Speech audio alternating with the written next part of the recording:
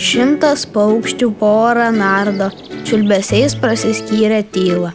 Tačiau būna, kad paukščiai serga ir į dangų jau nepakyla. Jie tik tupi ir dairos paukščiai, lyg bijotų žemyn nukristi.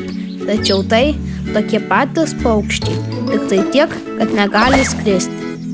Šitas paukštis kadais iškrito, gal iš medžio, o gal iš lizdo. Dar visai neseniai jis skrido, o dabar tik tai straksi vis dar.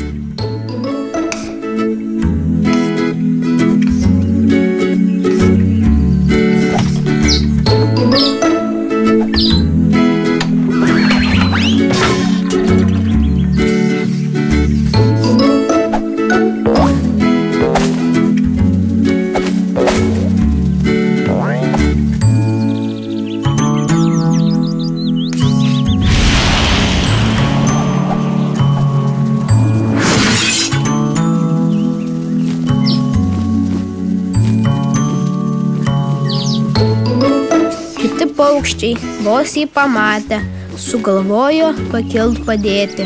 Jie išgelbėti draugą pratę, nes negali tuščiai žiūrėti.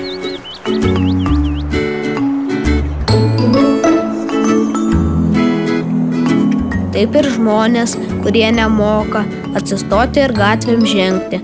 Kartais gera jiems, kartais bloga, tačiau mums jų nereikia vengti. Tik prieiti ir ištiesti ranką, kartais vien tik tai to užtenka.